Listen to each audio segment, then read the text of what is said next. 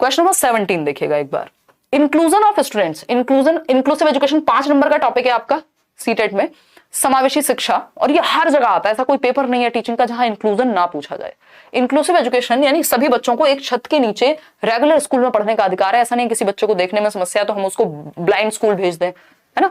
अलग थलग नहीं करना, सेक्लूड नहीं करना। सेक्लूजन या सेग्रीगेशन, अलगाव जो है वो प्रकृति के नियमों के खिलाफ है। जैसे प्रकृति हम सभी को, धूप सबको बराबर मिलती है, हवा सबको बराबर मिलती है। ऐसा तो नहीं होता कि भाई किसी को दिखाई नहीं दे रहा, कोई चल नहीं सकता तो इसको धूप कम लगेगी और आपको ज्यादा लग जाएगी, है ना। ऐसा कुछ नहीं है, इंक्लूजन है। तो जैसे नेचर, मदर नेचर जिसको हम कहते हैं, वो हमें भेदभाव नहीं करती, वैसे ही आपको भी बच्चों को, सारे बच्चों को एक साथ सिखाना है।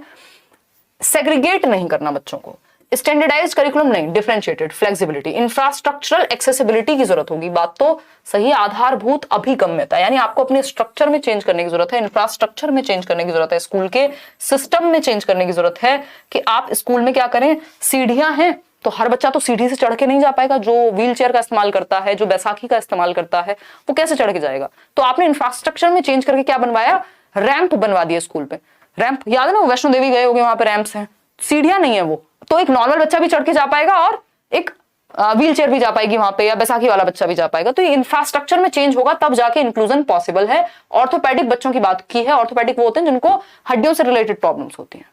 तो इंफ्रास्ट्रक्चर में चेंज करेंगे, रिजिड एटीट्यूड से चलेगा नहीं, फ्लेक्सिबिलिटी। रिजिड वर्ड जहां दिख जाए समझ जाना नेगेटिव है। प्लेसमेंट इन स्पेशल स्कूल्स, स्पेशल स्कूल की बात इंक्लूसिव एजुकेशन नहीं करती, ये कह रही है एक ही स्कूल में पढ़ाओ सबको, स्पेशल बच्चा हो चाहे नॉर्मल बच्चा हो, ठीक है। आगे बढ़ेंगे क्वेश्चन नंबर 18 पर। क्वेश्चन नंबर 18 क्या कहता है, dyslexia is generally categorized as, यानी डिसलेक्सिया जो है पठन वैफल्य, ठीक। ये पठन वैकल्य या वैफल्य जो है यानी पढ़ने में विफलता है, सिंपल सा मतलब है। पठन वैफलता का, पठन वैकल्य का मतलब क्या है, भाई पढ़ने में दिक्कत है। तो ये डिसलेक्सिया किसके अंडर आएगा ये पूछा है।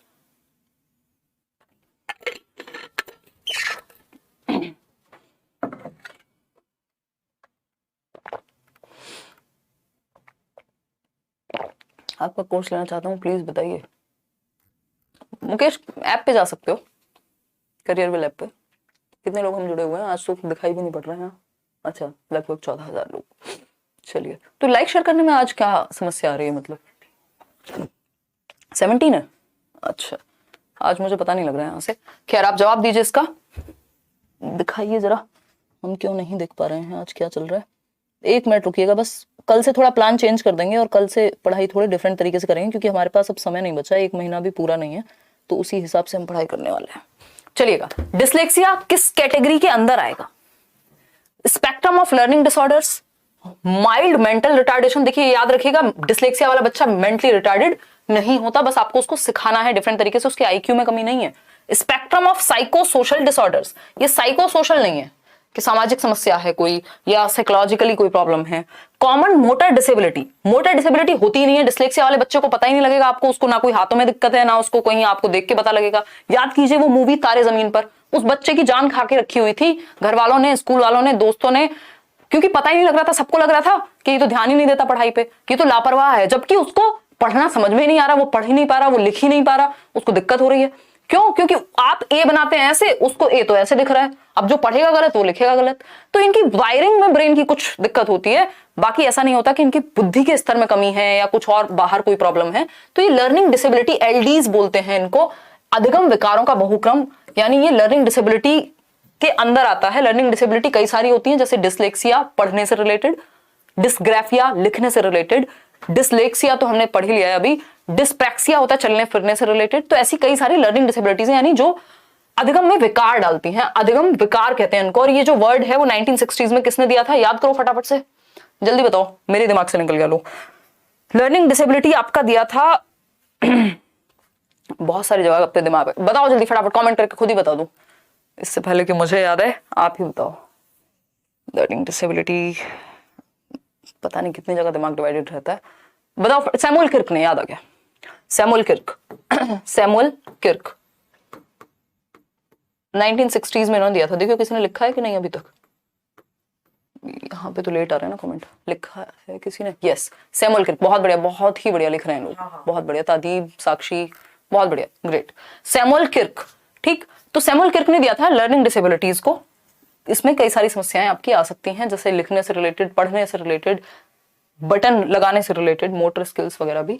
Dash is not a principle of inclusive teaching, यानी निम्नलिखित में से कौन सा समावेशी अध्यापन का सिद्धांत नहीं है। नॉट समावेशी मतलब एजुकेशन फॉर ऑल, सभी के लिए शिक्षा, चाहे बच्चे को कोई समस्या हो नहीं हो, सभी के लिए। गिफ्टेड बच्चा भी एक ही सिस्टम में पढ़े और नॉर्मल या स्पेशल बच्चा भी जिसको कोई समस्या है, यानी हर किसी के लिए शिक्षा के सिद्धांत के खिलाफ है। जब नॉट लिखा होगा 3 इडियट वाले कान खड़े करेंगे, सीरियसली ध्यान से क्वेश्चन को पढ़ेंगे, क्वेश्चन इजी होगा बट आपको घुमा देगा, 1 नंबर आपका चला जाएगा। देखो प्रिंसिपल पे आधारित होती है इक्विटी के, समता के, है ना। अभी जैसे हम कल देख रहे थे, सीटेट ने कहा भैया 50 मिनट एक्स्ट्रा मिलेंगे उन बच्चों को जो जिनको कोई भी दिक्कत है, जो पर्सन्स विद डिसेबिलिटी है। अब कोई कहे जो हमें तो नहीं मिल रहे 50 मिनट, इनको 50 मिनट एक्स्ट्रा दे दिए, तो किस इक्वालिटी के माध्यम से? नहीं, इक्वालिटी तो ये हो गई सबको बराबर टाइम दे दो। अब किसी को समस्या है उसको भी बराबर दोगे तो उसके साथ तो आपने जागती कर दी, मतलब खराब किया। तो ये इक्विटी का प्रिंसिपल है कि हम रिजर्वेशन की बात कर रहे हैं या फिर हम एक्स्ट्रा टाइम देने की बात कर रहे हैं, क्योंकि उनकी नीड को समझ रहे हैं हम बच्चे की। ठीक, तो इक्विटी का प्रिंसिपल तो सही है। यहाँ पे नॉट पूछा, गलत क्या है?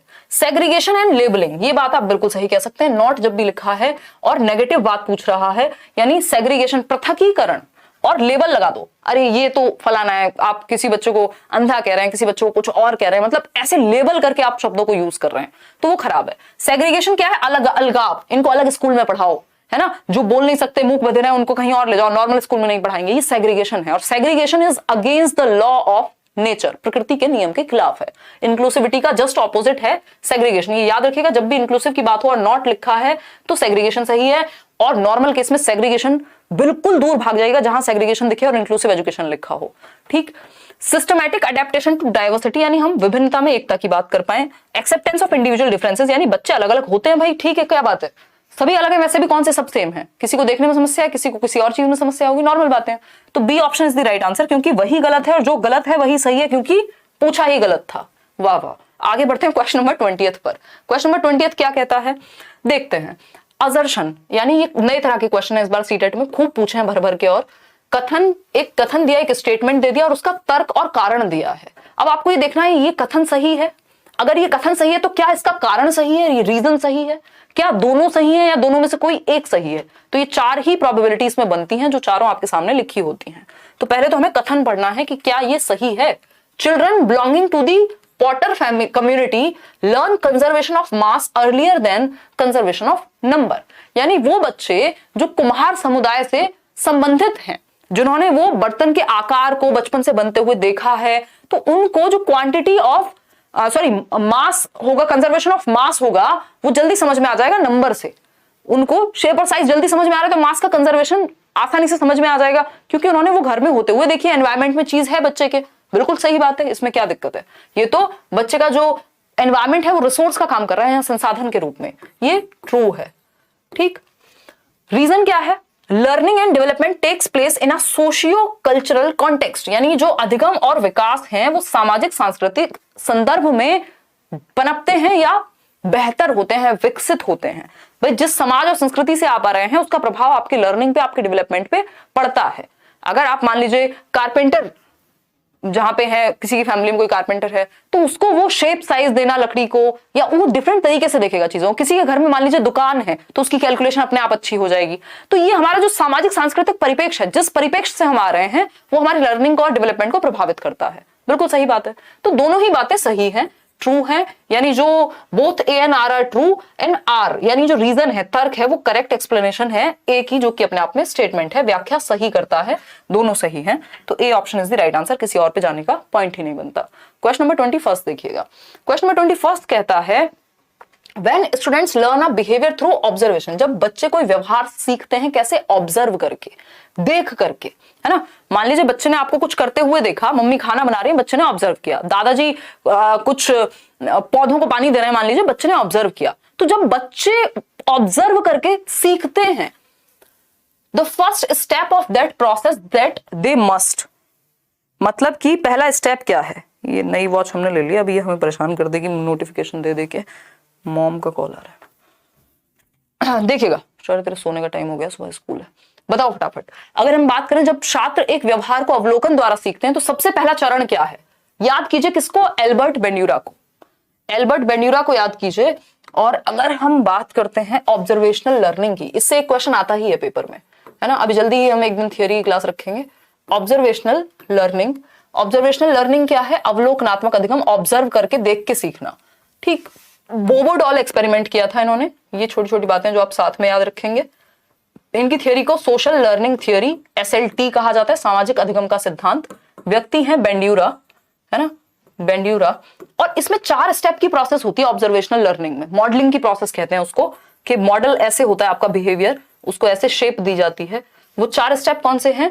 AR-PR से मैंने आपको याद कराया हुआ है, AR-PR। तो फर्स्ट स्टेप पूछा है, फर्स्ट है अटेंशन, यानी अवधान। अगर आप ऑब्जर्व करते समय अटेंटिव ही नहीं है तो आपको याद ही नहीं रहेगा किसने कैसे की थी कोई चीज। भाई अगर आपने दादाजी को पानी देते हुए ऑब्जर्व किया, अटेंशन पे की, अगर आपकी अटेंशन ही नहीं गई तो आपको याद ही नहीं रहेगा। अगर आप यहाँ बैठे हुए हैं और अटेंटिव नहीं है, सीखेंगे नहीं, ऑब्जर्व करके भी नहीं सीख पाएंगे अगर अटेंटिव नहीं है। तो ऑब्जर्वेशनल लर्निंग में सबसे पहला स्टेप होता है अटेंशन का, अवधान का। आपका ध्यान तो हो कि मम्मी ने गोल रोटी बनाई कैसे थी, ठीक है ना। दूसरी चीज है रिटेंशन, आपके दिमाग में ये चीज टिके। फिर होता है प्रोडक्शन, आप खुद करके देखते हैं। भारत का नक्शा बन सकता है रोटी बनाते समय, बट आपने अटेंशन और रिटेंशन ठीक से हुआ होगा तो थोड़ी थोड़ी ठीक रोटी आपकी बन जाएगी। प्रोडक्शन यानी उत्पादन आपने खुद किया, फिर रीइंफोर्समेंट मिलेगा आपको, मोटिवेशन भी कह देते हैं इस 4th स्टेप को, यानी पुनर्बलन मिलेगा आपको। कोई कहेगा शाबाश बेटा अगली बार और अच्छा करना। तो इन 4 स्टेप में ऑब्जर्वेशनल लर्निंग होती है, देख के सीखता है बच्चा। अटेंशन, रिटेंशन, रिप्रोडक्शन या प्रोडक्शन और रीइंफोर्समेंट।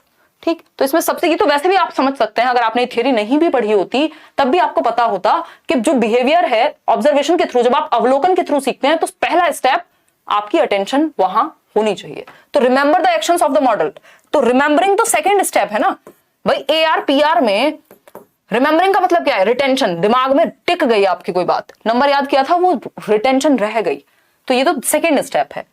पे अटेंशन टू द मॉडल, ये फर्स्ट स्टेप है कि प्रतिमान पर ध्यान केंद्रित करना। जो मॉडल है, मॉडल मतलब जो भी काम वहां किया जा रहा है उस पर पहले आप अटेंटिव होंगे। असेसमेंट लास्ट में आएगा। Repeat and practice the behaviour of the model, ये प्रोडक्शन थर्ड स्टेप है। ठीक, तो B option is the only answer.